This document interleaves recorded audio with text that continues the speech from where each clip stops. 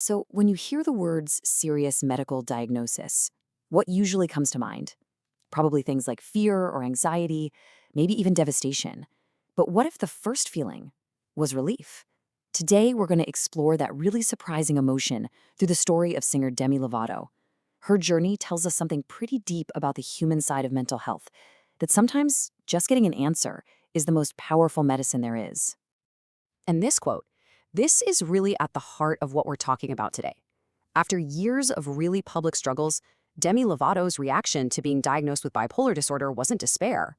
It was relief. And that just begs the question, right? Why would getting a label for a lifelong condition feel like a weight being lifted off your shoulders? I mean, it seems completely backward. But as you'll see, it makes a whole lot of sense once you understand the journey that comes before the diagnosis. See, before this moment, Lovato's life was a total whirlwind of challenges, all playing out in the public eye. Battles with substance use, eating disorders, and some really severe depression. For years, there were all these struggles, but no single clear reason why. So the diagnosis, it wasn't the start of the problem, it was the start of an explanation. This right here perfectly captures that internal battle. Just try to imagine it. You're on a tour bus, fans are cheering outside, you have everything you ever thought you wanted. And yet, like Lovato described, you feel so profoundly unhappy that all you can do is cry. That confusion and self-blame that comes from not knowing why you feel the way you do, man, that can be one of the heaviest burdens of all. So that feeling of being lost, that's the key to understanding the relief. Psychologically, just getting a name for what you're going through is a complete game changer. It starts to shift the whole story from, what's wrong with me, to, okay, what is happening to me? It goes from being a personal failing to a medical condition. And look, Demi's feeling, it's not unique. Clinical psychologists like Dr. Adam Gonzalez confirm this is actually a really common and understandable reaction. When you're feeling scared and disoriented by your own mind, having a professional finally look at you and say, here's what's happening, that can be incredibly validating. A diagnosis basically transforms all that chaos into a roadmap.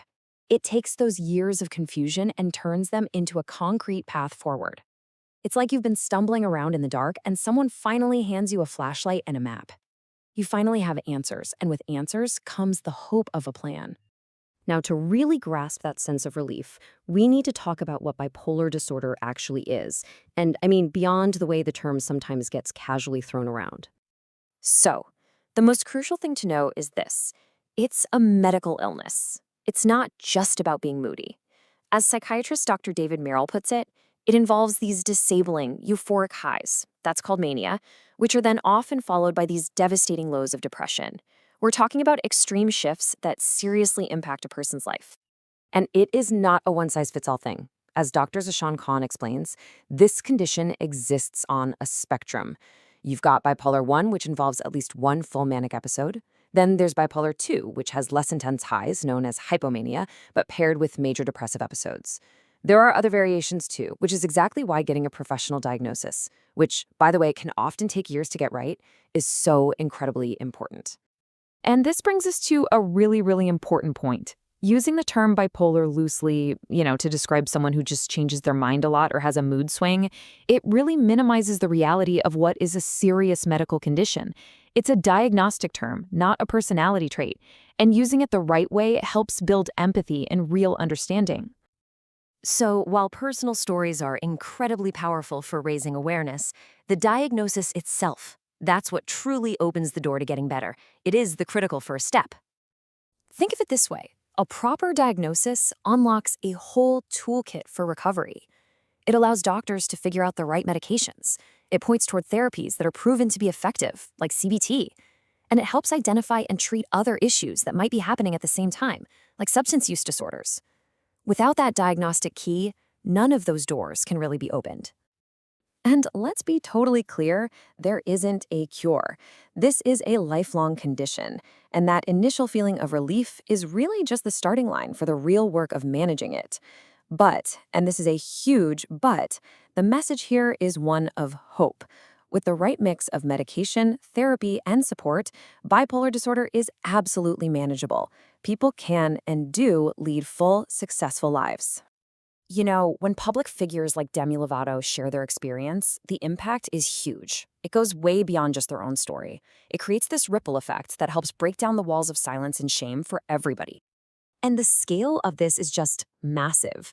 According to a 2019 report from the World Health Organization, over 40 million people around the world were living with bipolar disorder. That's 40 million people who might be feeling totally isolated by their condition. So, when someone with a platform speaks up, the impact is just profound. It puts a human face on a clinical term, it fights stigma, and it might just give someone else the courage to say, hey, maybe I should get help too. It helps normalize the entire conversation. This quote from Dr. Khan really just hits the nail on the head. It forces us to think about that weird double standard we have for physical versus mental health. Why is one seen as a medical issue, plain and simple, while the other is so often seen as a source of shame? So, after exploring all of this, what is the most important message to take away from this story of diagnosis and relief? It's this. Mental health conditions are medical illnesses, period. They are not a choice. They are not a character flaw. As Dr. Merrill points out, they involve a really complex mix of our genetics and our life experiences, just like a lot of physical illnesses do. And understanding that is the first step to taking apart the shame. And maybe the most powerful takeaway is also the simplest one. For anyone out there who is struggling, for anyone feeling that same confusion and despair that Demi Lovato described, the message from experts and advocates is crystal clear. You are not alone. So we'll end with this question, just to leave you with something to think about. Whether it's choosing our words a little more carefully, or just checking in on a friend, or maybe sharing our own stories when we feel safe to do so, what's one small step we can each take to continue this conversation and help end the stigma for good?